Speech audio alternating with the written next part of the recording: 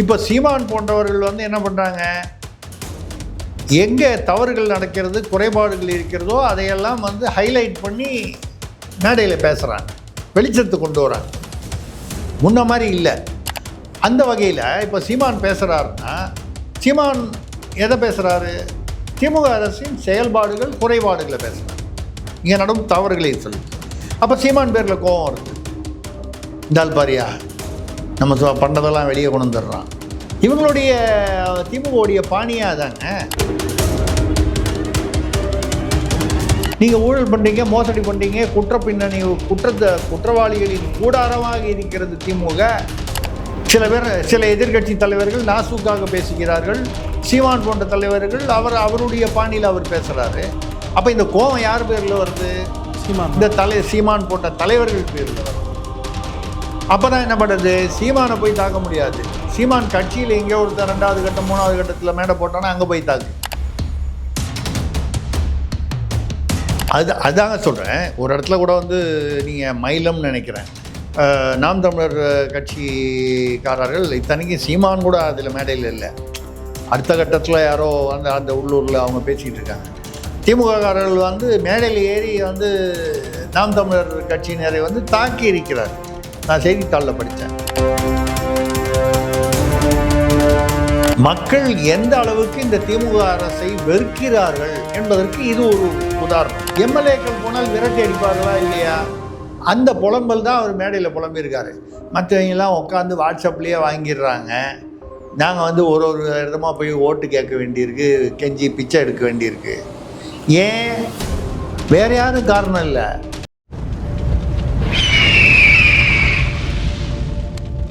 அரசியல் கருத நேயர்களுக்கு வணக்கம். இன்று நம்மோது இணையம் சிறப்பு விருந்தினர் மூத்த பத்திரிகையாளர் திருசக்தியார் அவர்கள். வணக்கம் சார். வணக்கம், சொல்லுங்கள் சார். சமீபத்தில் திமுக எம்எல்ஏ ஒருத்தர் வந்து மேடையில் பேசும்போது வந்து நாங்களெல்லாம் தெருவாக ஊராக போயிட்டு வாக்கு சேகரிக்கிறோம், எங்களுக்கு யாரும் வந்து வாக்களிக்க மாட்டாங்க. ஆனால் நாம் தமிழர் வந்து சோஷியல் மீடியாவிலே தங்கள் கட்சியை வந்து வளர்த்துட்டு தேர்தல்னு வரும்போது அவங்க மட்டும் 8% எடுத்துறாங்க. இது எப்படின்னு எனக்கு புரியவே இல்லை அப்படின்னு சொல்லிட்டு தன் மனக்குமுறலை வந்து வெளிப்படுத்தியிருக்காங்க. இந்த விதத்தை எப்படி சார் பார்க்குறீங்க? இது என்னங்க பெரிய விஷயம்? நீங்கள் யாரோ ஒரு எம்எல்ஏ மேடையில் பேசுகிற வார்த்தை புலம்பியிருக்கார், பாவம், யதார்த்தத்தை புலம்பியிருக்காரு. எங்கே போனாலும் திமுக மீது வந்து அதிருப்தி, வெறுப்பு, எரிச்சல், கோபம், இவ்வளவும் வந்து மக்கள் வந்து அதிருப்தியை வெளிப்படுத்துகிறார்கள். இப்போ கூட சமீபத்தில் பார்த்தீங்கன்னா தூத்துக்குடியில் வந்து KN நேரு உள்ளாட்சித்துறை அமைச்சர் போயிருக்காரு. கூடவே வந்து கனிமொழி அவர்கள் இருந்திருக்காங்க, அனிதா ராதாகிருஷ்ணன், இவர் அப்பாவு சபாநாயகர், இவங்களாம் இருந்திருக்காங்க. அந்த இடத்துல வந்து KN நேரு உள்ளாட்சித்துறை அமைச்சரை வந்து தூத்துக்குடி மக்கள், வியாபாரிகள் வந்து முற்றுகையிட்டிருக்காங்க. என்னென்னா சொத்து வரி வந்து 3000 சொச்ச ரூபாலேருந்து ஒரு கடை, அவங்க வியாபாரிகள்னால் அவங்களுக்கு மோஸ்ட்லி கடைகள் தானே, இந்த கடைகள் வச்சுருக்கோம். 3000 ரூபா சொத்து வரி இருந்தது.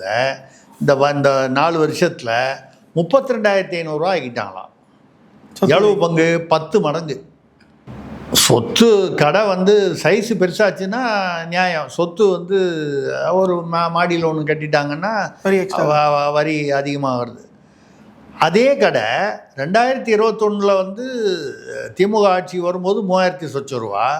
இன்றைக்கி வந்து 2 தடவையோ 3 தடவையோ வந்து, ஒரு தடவை இல்லை 3 தடவை, இந்த மின் கட்டணம் அப்படி தானே உயர்த்தினாங்க, பால் 2 தடவை உயர்த்தினாங்க.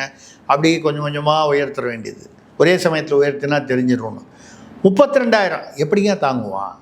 எதுக்காக சொல்கிறேன்னா, மக்கள் வந்து கொதித்து போயிருக்கிறார்கள் திமுக ஆட்சிக்கும் அவர்களுடைய செயல்பாடுகளுக்கும் எதிராக.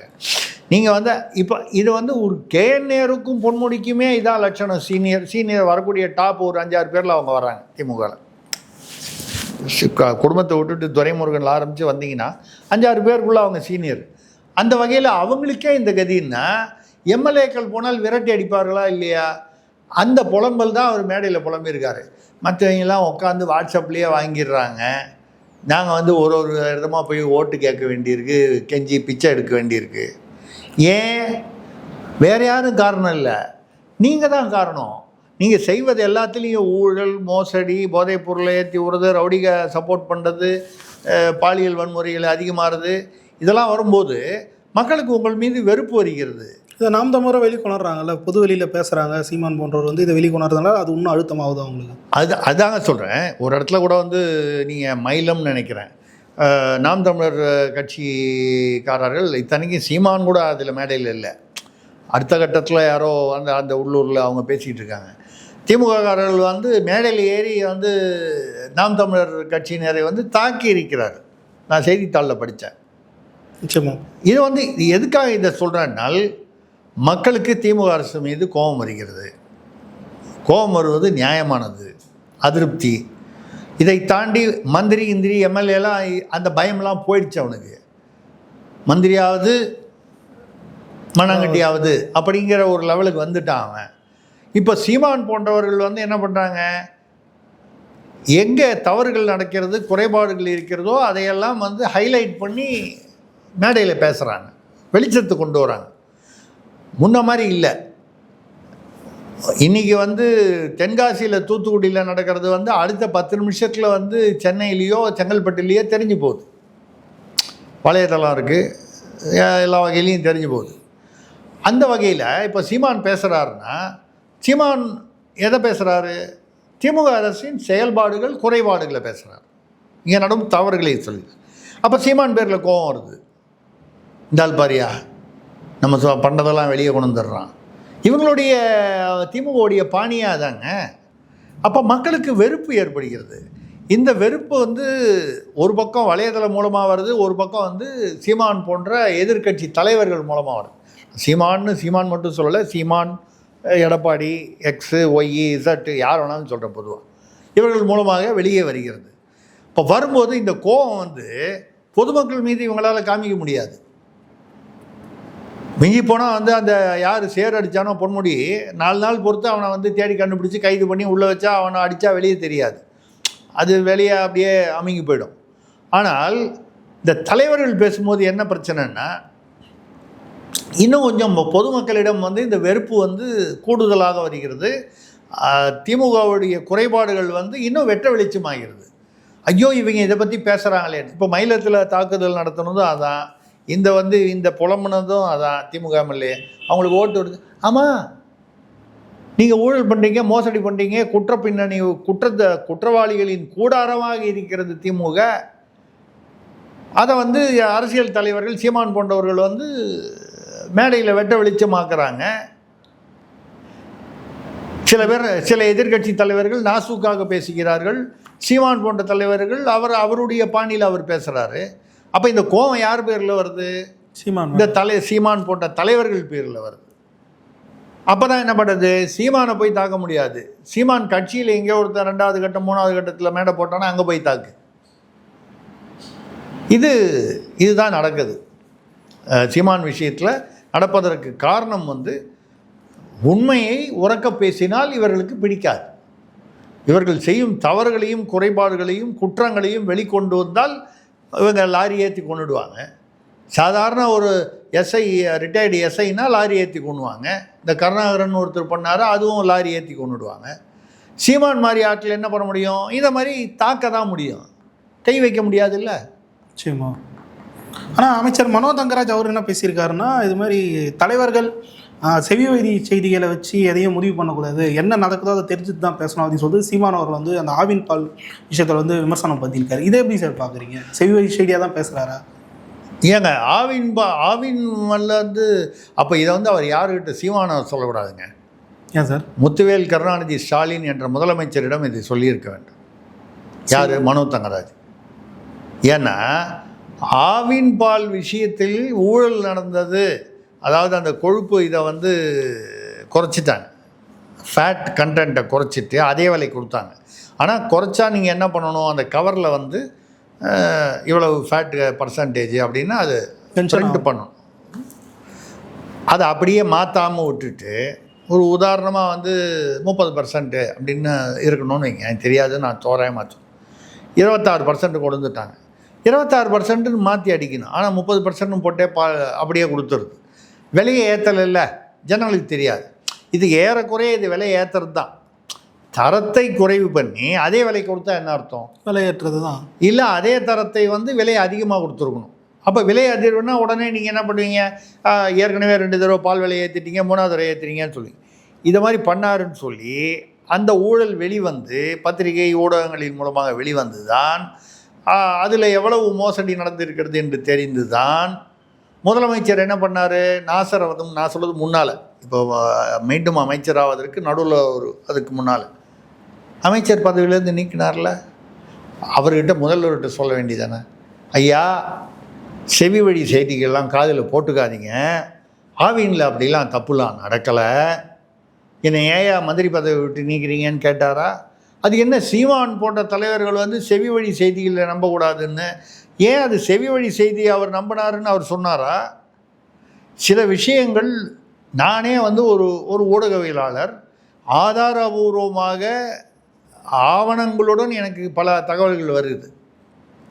ஆனால் பல சமயங்களில் வந்து நம்ம வந்து நான் கேள்விப்பட்டேன், எனக்கு தகவல் வந்தது அப்படின்னு சொல்லி நிறுத்திடுறோம்.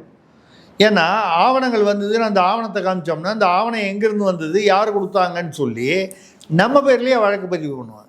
நிச்சயமா நீ அரசு அலுவலகத்தில் இருந்து ஆவணங்களை திருடி விட்டாய், கடைசியில் நம்ம வந்து உண்மையை சொல்ல போக நம் மீது வழக்கு வரும்.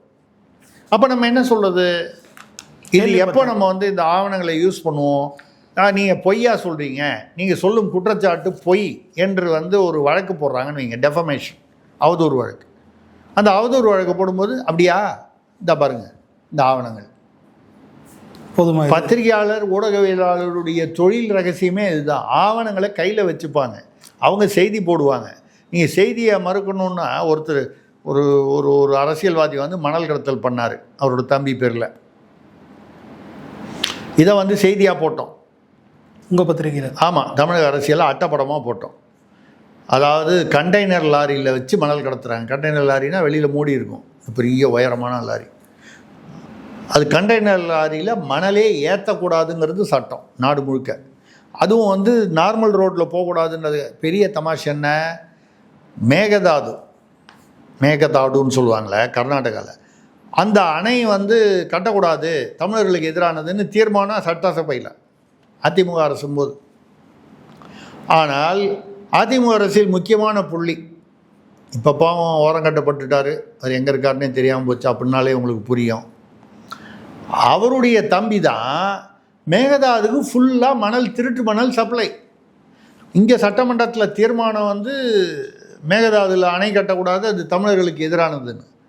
ஆனால் மேகதாதுக்கு மணல் சப்ளை 700 ரூபா பர் டன் வந்து இங்கே அரசுக்கு வந்து செலுத்தப்பட்டு அது எடுக்கப்படுகிறது. பிற செலவுகள் இங்கே எல்லாம் சேர்த்து 2000 ரூபா ஆகுது. இந்த பிறன்னா இதர செலவுகள்னால் உங்களுக்கு என்னன்னு புரியும். நம்ம சொன்ன மாதிரி டீ காஃபி செலவு. ஆமாம், அது மாதிரி அதெல்லாம் பண்ணி 2000 ரூபா பர் டன்னு. ஆனால் அரசுக்கு போய் சேர்றது 700. இதுலேயே 1300 ரூபா காலி, முடிஞ்சு போச்சு. மேகதாதுல அங்கே போய் இறக்குறாங்க பாருங்கள். அந்த கர்நாடக அரசுக்கோ அந்த அரசு சார்ந்த ஒரு கான்ட்ராக்டருக்கோ விற்கும்போது ஒரு டன் விலை என்ன தெரியுமா விற்றுருக்காங்க, 75,000 ரூபா. அந்த 75,000 ரூபா ஒரு டன் மணல் தமிழ்நாடு அரசுக்கு அதிலிருந்து வருமானம் என்ன, 700 ரூபாய்.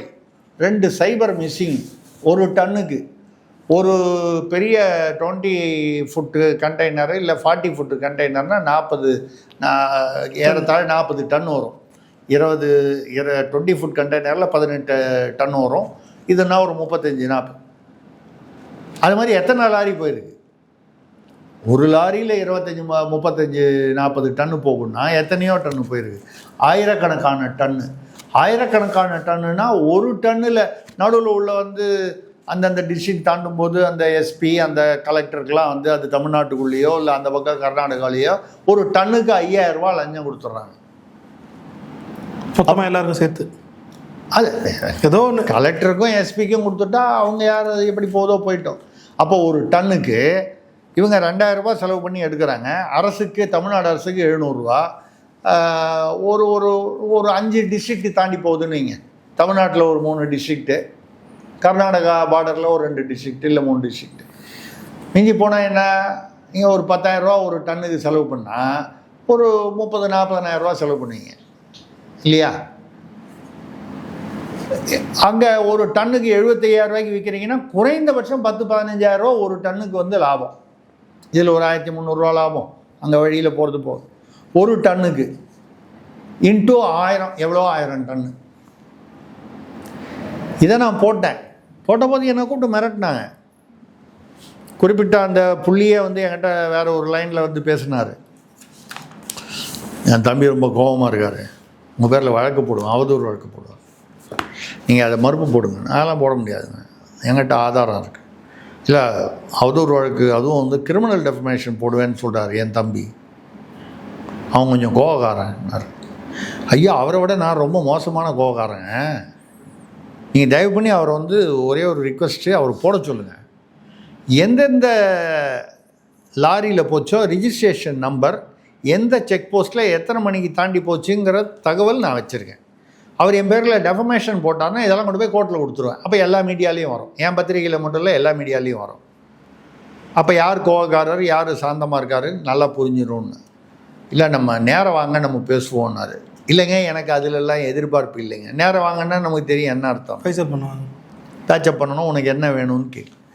எதுக்காக சொல்கிறேன்னா, இப்படி தான் வந்து இது வந்து அப்போது நான் சொன்னது அதிமுக ஆட்சியில் நடந்தது. ஊழல் அப்படிங்கிறது ஒரு பக்கம், மோசடி, மக்களை மேகதாது அணை கட்டக்கூடாதுன்னு சட்டமன்றத்தில் தீர்மானம் போட்டுட்டு நீங்களே திருட்டுத்தனமாக அந்த மேகதாதுக்கு மணல் கொடுக்குறீங்கன்னா இதை விட ஏமாற்று பேர் வழிகள் ஒரு பக்கம். இது நடக்குது. இதை போன்ற உண்மைகளை இப்போ கூட சீமான் அவர்கள் வந்து பேசியிருக்காரு. ஈழத்தில் வந்து செம்மணின்னு ஒரு இடம், அங்கே இப்போ வேறு ஏதோ அவங்க மற்றதெல்லாம் அந்த தொல்லியல் ஏதோ சம்மந்தமாக வந்து அவங்க தோண்டும்போது அங்கே உள்ள அரசு, இலங்கை அரசு புதைகுழிகள் எல்லாம் தெரிஞ்சிருக்கு. ஒரு புதைகுழிலையும் கும்பல் கும்பலாக ஈழத்தமிழர்கள் அப்போ அந்த பீரியடில், மஹிந்த ராஜபக்ஷ பீரியடில் கொல்லப்பட்டு 8 பேர் 4 பேர் 5 பேர் அப்படியே போட்டு எலும்பு கூடுகள் கிடைத்திருக்கணும். செம்மணி அவர் என்ன கேட்குறாருன்னா, இப்படி ஒரு இது வந்து இப்போ என்னென்னால் இதை வந்து ஐநாங்கிறது சும்மா டம்மி டுபாகூர் நிறுவனங்க. அது சும்மா அமெரிக்கா என்ன சொல்லணும் அதை மட்டும் கேட்டு போயிட்டே இருப்பான். ஐநாங்கிறது வந்து உண்மையிலேயே வந்து எந்தவித ஒரு அதிகாரமும் இல்லாத ஒரு டம்மி ஆர்கனைசேஷன். அது வந்து அவன் வந்து ஐநாவோ இதுவரைக்கும் வந்து மஹிந்த ராஜபக்ஷவை போர் குற்றவாளி என்று யாராவது அறிவித்தாங்களே? எத்தனை தடவை கேட்டிருக்காங்க? சீமான் உட்பட எல்லா தலைவர்களும் கேட்டிருக்காங்க, பண்ணலையே. இப்போ செம்மணியில் புதைகுழி வந்ததில்லை, ஐநாவோ இல்லை அது ஐநா தொடர்புள்ள பிற உலக அமைப்புகளோ இந்த செம்மணியில் புதைகுழி எப்படி வந்துச்சு, இவ்வளோ வந்துச்சு, எவ்வளோ பேர் அதில் பிணம் இருக்குது, அப்போ இதை வந்து எந்த பீரியடும் நடந்துச்சு, இதெல்லாம் டேட் பார்த்தா தெரிஞ்சிடும். அந்த டேட்டிங் பார்த்தா, அந்த எலும்புடைய இதெல்லாம் பார்த்தா அதை அப்போ நடந்திருக்குங்கிறதுக்கு இன்னும் எத்தனையோ சாட்சிகளுக்கோட இன்னொரு கூடுதல் சாட்சி. நிச்சயமா கவலைப்பட்டார்களா? இல்லை. சரி, இலங்கை அரசு கவலைப்பட மாட்டான், ஏன்னா அவன் தான் மாட்டுவான். தமிழ்நாடு திமுக அரசு இதை பற்றி பேசணுமா வேண்டாமா? அவங்க எப்படி சார் பேசுவாங்க? இவங்க எப்படி சார் பேசுவாங்க? நீங்கள் கேட்குறது நியாயம். இப்போ பார்த்துக்க, நீங்களே ஒத்துக்கிட்டீங்க, இவங்க பேச மாட்டாங்க. ஏன்னா அதுக்கு கூட இருந்து உடந்தையாக இருந்து 1.5 லட்சம் பேர் உயிர் போவதற்கும், தமிழ் பெண்கள் வந்து கற்பழிந்து மானமிழந்து சொல்லக்கூடாது, அவர்களுடைய பிறப்புறுப்பில் வந்து துப்பாக்கி வைத்து சுட்டு அவர்களை அவமானப்படுத்தி சாகடித்தவர்கள், மார்பகத்தை அறுத்து சாகடித்தவர்கள், இத்தனையும் நடந்து கொண்டிருந்த பொழுது சோனியா அம்மையார் அன்னை சோனியாவை பார்த்து யாருக்கு எங்கள் குடும்பத்தில் என்ன மந்திரி வேணும்னு போய் கெஞ்சிக்கிட்டு இருந்தவங்க தானே நீங்கள். மெரினாவில் 2 பக்கமும் ஏர் கூலர், இந்த பக்கம் ஒரு அம்மா அந்த பக்கம் ஒரு அம்மா உட்கார வச்சுக்கிட்டு உண்ணாவிரதம் இருக்கான்னு அரை நாள் வந்து பம்மாத்து பண்ணது யார்? இவங்க எப்படிங்க செம்மணியை பற்றி பேசுவாங்க? சீமான் கேட்டது தப்பு நான் சொல்லலை, சீமான் கேட்குறது ரைட்டு. பட் திமுகவிடமிருந்து எந்தவித ரியாக்ஷனும் வராதுன்னா வராது. இது கிட்டத்தட்ட வந்து இதை பற்றி பேசுனா அவங்க வந்து ஒப்புதல் வாக்குமூலம் கொடுக்குற மாதிரி ஆகிடும்ல. இதைத்தான் நான் சொல்ல வர்றது. ஸோ சீமான் அவர்கள் வந்து பேசுகிறார் என்று சொன்னால் அந்த செம்மணியை பற்றி யாராவது, சரி அந்த வைகோ வந்து எவ்வளோ பேசியிருக்காரு ஈழத்தை பற்றி, அப்போது ஃபயர் விட்டோம் நாங்களா? எதிரணியில் இருக்கும்போது வைகோ எவ்வளவு பேசியிருக்காரு, ஈழத்தில் நடப்பதை பார்த்து எனக்கு ரத்தம் கொதிக்கிறது. இப்போ ரத்தம்லாம் சுண்டி போச்சாயா? அதாவது வந்து ஏன்னா வந்து நீங்கள் வந்து அப்போ வந்து பேசுனீங்க, இப்போ வந்து உங்களுடைய தன்மானம், மரியாதை, வயது, அனுபவம் அத்தனையும் கொண்டு போய் உங்களுடைய மகனுக்காகவும் உங்களுடைய பிழைப்புக்காகவும் வந்து நீங்கள் வந்து அடகு வச்சிட்டீங்க. இந்த சனியை அன்றைக்கே பண்ணியிருந்தீங்கன்னா மதிமுகன்னு ஒன்று வந்திருக்காது இல்லை. குடும்ப அரசியலை எதிர்த்து நான் குடும்ப அரசியலை எதிர்த்து வந்து ஸ்டாலினுக்கு மீறி நான் வந்துடுவேன்றதுனால தான் வந்தார் அப்படின்னு சொல்லி கருணாநிதி என்ன சொன்னார், வைகோ வந்து என்னை வந்து ஈழத்தமிழர்களை வைத்து கொலை செய்ய சதி செய்கிறார்னு சொன்னார். அப்படி பேசிக்கிட்டீங்களா? இன்னைக்கு அடமானம் வச்ச இந்த தன்மானத்தை அன்னைக்கே அடமானம் வச்சுக்கிட்டு, ஐயா உங்கள் பையன் வரட்டுங்க, அவர் காலையும் நான் உழுந்து கும்பிட்றேன், அவருக்கு பின்னால் ஒரு பையன் வருவார் அதையும் கும்பிட்றேன், லேட்டஸ்ட்டாக ஒருத்தர் வந்து கலைஞர் டிவியில் ஜாயின் பண்ணுவார்னு அன்றைக்கே ஜோசியம் கண்டுபிடிச்சி உங்கள் பரம்பரைக்கே நாங்கள் வந்து அடிமையாக இருப்போம்னு அன்றைக்கே இருந்திருந்தீங்கன்னா துரைமுருகன் மாதிரி நீங்கள் பொதுச் செயலாளராக இருக்கலாமா? நிச்சயமாக. கடைசியில் எங்கே வந்து நின்னீங்க? எல்லாத்தையும் அடமானம் வச்சுட்டு திமுக கட்டின வேட்டியை தவிர அவ்வளோதான் அடமானம் ஆயிடுச்சு. பாக்கி எல்லாத்தையும் அடமானம் வச்சாச்சு. இனிமேல் அடமானம் வைக்கிறதுக்கு எதுவுமே பாக்கி இல்லை. வைகோ எதுக்காக சொல்கிறேன்னா, இந்த மாதிரி வந்து இல்லாமல் நேரடியாக இவர்களை தாக்கி பேசும் பொழுது இப்படிப்பட்ட இவங்களுடைய என்ன சொல்கிறது ரியாக்ஷன் வருது வந்து ஆச்சரியப்படுத்திக்கல. அதை தான் நம்ம சொல்கிறோம். Okay sir. அவர் கூட இது சீமான் அப்படின்னு சொல்லும்பொழுது இந்த முருக மாநாடு சமீபத்தில் நடந்தது. எப்படி நடந்ததுன்னா, இவங்க வந்து திமுகவில் முருக மாநாடு நடத்தினாங்க. 5000 பேர் கூட கூட்டு வர முடியல. இத்தனைக்கும் ஆளுக்கு 200 ரூபாயோ என்னமோ வழக்கம் போல் எல்லாம் கொடுத்து தான் கூட்டு வராங்க. ஆனாலும் 5000 பேர் கூட வரல. இங்கே வந்து இது வந்து நான் வந்து இது வந்து சங்கிகள் இவர்கள் அவர்கள்லாம் பார்க்கல. முருக பக்தர்கள் அவர்களாக கூட வேண்டும் என்று நினைத்தார்கள். யார் ஆர்கனைஸ் பண்ணாலும் அவன் வரத்துக்கு தயாராக இருந்தான். ஆனால் திமுக ஆர்கனைஸ் பண்ணும்போது அந்த நம்பிக்கை வரல. இவன் ஏன் முருக மாநாடு நடத்துகிறான், கடவுளே இல்லைன்னு சொல்லி, இவன் கடவுளே இல்லைன்றவன் இவன் இங்கே ஏதோ சிக்கல் இருக்குது. நான் அந்த பக்கம் போகலை. இந்த பக்கம் யார் நடத்தினாலும் போகிறான். யார் நடத்தினார்கள் என்பது முக்கியமில்லை. நேர்த்தியாகவும் எந்தவித அசம்பாவம் வந்தது. 10 லட்சம் பேர் வந்தாங்கன்னு சொல்கிறாங்க. 10 லட்சங்கிறது அதிகப்படியாக இருக்குன்னா 5 லட்சம்னு வச்சுங்க. 5000 பேர் உங்களால் கூட்ட முடியல, 5 லட்சம் பேர் வந்தாங்க. இதில் அன்பில் மகேஷ் சொல்கிறாரு, இந்த சமயத்தில் தான் சொல்கிறாரு, முருகன் என் முப்பாட்டன்னு சீமான் பேசியிருக்காரு. இது இப்போல்லாம் கொஞ்ச நாள் முன்னால் பேசியிருக்காரு. முருகன் தமிழ் கடவுள்னு சீமான் சொன்னார். நான் சொல்ல, ரொம்ப காலமாக முருகனை வந்து தமிழ் கடவுள் என்று வழிபடுவது நமது இது. அதில் இன்னொன்று வந்து பார்த்திங்கன்னா, முருகன் இருக்கக்கூடியது திருப்பரங்குன்றம், பழனி மலைகளாக இருப்போம். முருகன் இருக்கக்கூடிய மலைகள் வந்து திருத்தணி, இந்த மாதிரி மலைகள் மலைகள். ஏன்னா அந்த காலத்தில் வந்து ஐவகை நிலங்கள், குறிஞ்சி, முல்லை, அந்த மாதிரி வரிசையாக வந்து நெய்தல், பாலை, மருதம்னு. அப்போ குறிஞ்சியின் வந்து கடவுள் வந்து முருகனாக வைத்து, நான் சொல்கிறது தமிழர்கள் பாரம்பரியம். இப்போ குறிஞ்சி மலை முருகன்னா இப்போ அநேகமாக முருகனுடைய கோயில் வந்து, அதுக்காக சமவெளியில் முருகன் கோயிலே இல்லைன்னு நம்ம சொல்லலை, அதிகமாக வந்து மலைகள் பெற்ற கோயில்கள்லாம் மலை, அது குறிஞ்சி அப்படிங்கிறது வந்து மலைகளாக. முருகன் வந்து தமிழ் கடவுள்னு மொத்தம் அந்த ஐவகை நிலங்கள்னு குறிப்பிட்ட காலத்திலிருந்து முருகனை தமிழ் கடவுள் என்று நாம் வழிபடுகிறோம் தமிழர்கள். அன்பில் மகேஷ் ஐயா அவர் என்ன மினிஸ்டராக இருக்கார்? கல்வித்துறை இல்லு லாவுக்கு மேலே புள்ளி போட்டிருக்கு. நல்ல வேலை புள்ளியை எடுக்காமல் விட்டாங்க, வேறு அர்த்தம் வந்திருக்கும். ஆனாலும் வந்து பள்ளி கல்வித்துறை எதுக்காக சொல்கிறேன்னா, அவர் சொல்கிறார், எங்களை பொறுத்தவரை தமிழ் கடவுள் என்பது கலைஞர் தான். ஐயா, நீங்கள் கலைஞரை வந்து வீட்டில் வந்து ஃபோட்டோ மாட்டி கும்பிடுங்க விழுந்து, அது உங்களுடைய விருப்பம். தயிர் வடை வச்சு டெய்லி வந்து கும்பிடுங்க, அது உங்களுடைய பகுத்தறிவு. மூட நம்பிக்கையை ஒழித்து பகுத்தறிவுன்னு சொல்லுவீங்களே, அந்த பகுத்தறிவு. தயிர் வடை இறங்கி வந்து டெய்லி சாப்பிட்டு போவார். முரசொலியும் மூக்கு கண்ணாடியும் வைக்கிறாங்க, வந்து படிச்சுட்டு போவார். அவர் அநேகமாக ஒரு நாள் திடீர்னு வந்து கருணாநிதினு போட்டு முரசொலியில் இன்றைக்கி கூட ஒரு தலையங்க வந்தாலும் வரலாம். அவர் சமாதியிலேருந்து வெளியில் வந்து எழுதி வச்சுட்டு போனாலும் போவார். தெரியல, நடக்கலாம். கேட்டால் அது பகுத்தறிவும்பாங்க. அப்போது முருகன் வந்து இது கலைஞர் கருணாநிதியை வந்து தமிழ் கடவுள்னு சொல்கிறீங்களே, நான் என்ன சொல்கிறேன், அவர் வந்து தமிழின தலைவர்னு சொல்கிறீங்க. தமிழரினம் அழிவதற்கு காரணமாகவே இருந்தவர் வந்து தமிழின தலைவர்னு சொல்கிறீங்க. சரி, உங்கள் இஷ்டம், ஏதோ 200 ரூபாய்க்காக சொல்கிறீங்கன்னு விட்டுருவோம். அதை இதே மாதிரி கடவுள்னு சொல்லும் பொழுது எங்களை பொறுத்தவரை வந்து கலைஞர் தான் வந்து அல்லாஹ், கலைஞர் தான் இயேசுபுரான் சொல்கிற அளவுக்கு ஆண்மையோ தைரியமோ இருக்கிறதா அன்பில் மகேஷுக்காக இருக்கட்டும், எந்த திமுக நிர்வாகிக்கும் சொல்ல முடியுமா? சொன்னதுக்கப்புறம் உங்கள் தலை தோள் மேல் தங்குமா? அது ஏன் வந்து அந்த அந்த அந்த இந்துக்கள்லாம், நான் வந்து சிறுபான்மையினரை வந்து வெறுக்கவில்லை, அவர்களை குறை சொல்லவில்லை. இப்போ இதை பேசுனது யார்? சிறுபான்மையினராக பேசுனா? அவனா பேசுனா? அவன் அவன் அவன் அவன் அவன் வேலையை பார்த்துட்ருக்கான். நீங்கள் தானே வந்து இங்கே இவங்களை வந்து இந்துக்களை அசிங்கமாக பேசினால், இல்லை மோசமாக பேசினால் சிறுபான்மையினர் சந்தோஷப்படுவார்கள்னு தவறான கணக்கு போடுவது யார்? இவங்க தான்.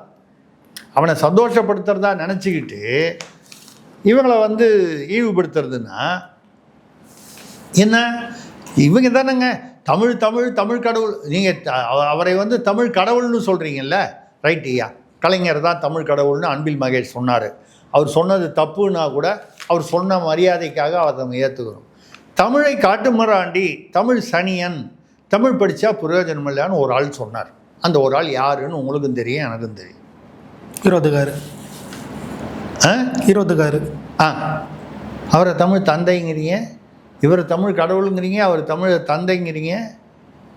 அவர் தான் வந்து அண்ணாதுரையை பார்த்து அவருடைய பிறப்பை மிக மோசமாக பத்திரிகையில் எழுதினது மட்டும் இல்லாமல் அவனை அப்பம் பேர் தெரியாதவர் என்று மோசமாக பேசின போது அவர் வேறு அண்ணாதுரை என்ன பண்ணிட்டார் பதில்? ஆனால தான் உங்களை தந்தைன்னு கூப்பிட்றோன்னாரு. இது யாரை அசிங்கப்படுத்தினாங்கன்னே நம்மளால் புரிஞ்சிக்க முடியல. யார் வந்து தமிழனை காட்டுமுராண்டி சனியன் பிரயோஜனம் இல்லை தமிழ் திருக்குறள் மலம்லாம் பேசினாரோ அவரை தமிழ் தந்தைங்கிறீங்க, கருணாநிதியை தமிழ் கடவுளுங்கிறீங்க. அப்போ நீங்கள் தந்தைன்னு சொல்கிறதும் கடவுள்னு சொல்கிறதும் நீங்கள் மரியாதையாக சொல்கிறீங்களா, மட்டமாக சொல்கிறீங்களா, கேவலப்படுத்துறதுக்காக சொல்கிறீங்களான்னு எங்களுக்கே புரியல. இவர்கள் பேசுவதெல்லாம் அந்த சும்மா இந்த வார்த்தை ஜாலத்தில் மட்டும் வைத்து மக்களை ஏமாற்றலாம் அப்படிங்கிறத வச்சு தான் பண்ணுறாங்க. கடைசியில் அவர் என்ன எழுதிட்டு போனார்? 21ஆம் பக்கத்துக்காரனுங்கன்னு சொல்லி அதை பற்றி நம்ம விவரமாக சொல்ல வேண்டாம், மக்களுக்கு ஆல்ரெடி தெரியும். இவங்க எதுக்காக யாரை வேணாலும் விற்பாங்கன்னு எழுதுனது வந்து எவ்வளோ மோசமான ஒரு வார்த்தை. அவரை நீங்கள் தந்தை என்று சொல்கிறீர்கள். அப்போ நான் என்ன சொல்கிறேன், நீங்கள் இவரை வந்து தமிழின தலைவர்னு சொல்கிறீங்களா கருணாநிதியை? உங்களை வரைக்கும் சொல்கிறீங்க, நாங்கள் சொல்லலை. தமிழில் வேறு யாரும் மற்றவங்களாம் சொல்லலை, நீங்கள் உங்கள் கட்சியில் சொல்கிறீங்க, சொல்லிட்டு போங்க. தமிழ் கடவுள்னு ஏன் கடவுளை அங்கே இழுக்கிறீங்க? நீங்கள் தான் கடவுளே இல்லைன்னு சொன்னீங்களே. தலைவர் சேகர்பாபு கூட ஒன்று பேசியிருக்காருல்ல, முருகர் மாநாட்டை வைத்து அரசியல் பேசியிருக்கிறார்கள், அரசியல் பேசுகிறார்கள். கடவுள் இல்லை என்பதே திமுகவின் கருத்து. அப்புறம் எதுக்கு முருகன் மாநாடு கேளுங்க. அதுக்கப்புறம் வந்து கடவுள் இல்லை என்பதே வந்து திமுகவின் கருத்து. கீழடியில் கூட வந்து கோயில் இருந்ததற்கான விக்கிரகங்கள் இருந்ததற்கான ஆதாரங்கள் இல்லை. எப்பா, கீழடியில் நீங்கள் தோண்டும் போது என்ன கிடைச்சதோ அதை நீங்கள் சொல்கிறீங்க, அதில் ஆதாரம் இல்லைன்றதுனால வந்து இப்போ நீங்கள் ஒரு அட்ரஸ் தேடுறீங்க, அந்த அட்ரஸும் உங்களுக்கு கண்டுபிடிக்க முடியல, அதனால் அந்த வீடே இல்லைன்னு அர்த்தமாயிடுமா? உங்களுக்கு கண்டுபிடிக்க முடியல, அவ்வளோதான். நீங்கள் ஒரு கால் இந்த தெருவு விட்டுட்டு அடுத்த தெருவில் போய் தேடி இருக்கலாம். நான் யதார்த்தமாக சொல்கிறேன். இப்படின்னு பேசுகிறார்ல இவர், காவி வேட்டி கட்டிட்டு நெத்தியில் திருநீர் இட்டுட்டு சபரிமலைக்கு போகிறாரு, முருகன் கோயிலுக்கு போய் காவடி எடுக்கிறாரு, எல்லா கும்ப விஷயத்தையும் பண்ணிக்கிறார். கடவுள் இல்லை என்பது தான் திமுகவினதுன்னா அப்போ ஏன் அறநிலையத்துறையை அந்தந்த கோயிலில் அந்தந்த உள்ளூரில் வந்து யார் வந்து நிர்வாகம் பண்ணுறாங்களோ அவங்கள்ட்ட விட்டுட்டு நீங்கள் அறநிலையத்துறையை கலைத்து விட்டு போக வேண்டியதானே? கடவுளே இல்லை என்பது கொள்கையா? முருகரை வைத்து அரசியல் செய்கிறார். நீங்கள் முருகர் மாநாடு நடத்துனீங்கள, அப்போ அது அரசியல் இல்லையா? ஆக சேகர்பாபுவாக இருக்கட்டும், அன்பில் மகேஷாக இருக்கட்டும், யாரோ ஒரு எம்எல்ஏவாக இருக்கட்டும், இவங்க பேசுகிறதெல்லாம் வந்து அபத்தமாகத்தான் பேசுவார்கள். எந்த வித அதில் வந்து நீங்கள் வந்து அர்த்தமெல்லாம் கண்டுபிடிக்க முடியாது, லாஜிக்லாம் இருக்காது. நம்ம அப்படி சொல்வது வந்து கொஞ்சம் வருத்தமாக தான் இருக்குது. பல சமயங்களில் பல நிர்வாகிகள் திமுகவில் பேசுவது முட்டாள்தனமாகவே இருக்கிறது. Okay sir. ஆனால் அவங்களும் வந்து தெரிஞ்சு தான் பேசுகிறாங்க, அவங்களுக்கு வேறு வழி இல்லை. ஏதாவது ஒன்று பேசி ஒன்று சமாளித்து நிருபர்களை சமாளித்து இவர் சீமான் இப்படி சொல்லிட்டாரோ அதுக்கு பதில் இப்படி சொல்லணும், இதுக்கு பதில் இப்படி சொல்லணும், அதுக்கு பதில் இப்படி சொல்லணும், இப்படி சமாளிக்கிறதுக்கு தான் இருக்காங்களே தவிர ஒரிஜினலாக எந்த கருத்தும் ஒரே விதமான கருத்து இவர்களுக்கு எதுவுமே கிடையாது. அன்றைக்கி ஒரு கருத்து, இன்றைக்கி ஒரு கருத்து, நாளைக்கு அது எப்படி வேணால் மாறும். இந்த சேகர்பாபு எங்கேருந்து வந்தார்? அதிமுகலேருந்து வந்தவர். சட்டசபையில் கருணாநிதியை அடிக்க பாய்ந்தவர். அம்மா ஜெயலலிதா அவர்கள் இருக்கும் பொழுது எப்படி எடப்பாடியை ஊர்ந்து சென்றாரோ அதே மாதிரி ஊர்ந்து சென்றவர் தான் சேகர்பாபு, அமைச்சர் பதவி வாங்கினவர். இந்த ஊர்வன பரப்பனை எல்லாம் இப்போ பேசுது. பல்வேறு கேள்விக்கு தெளிவாக இருந்துச்சு. வணக்கம்.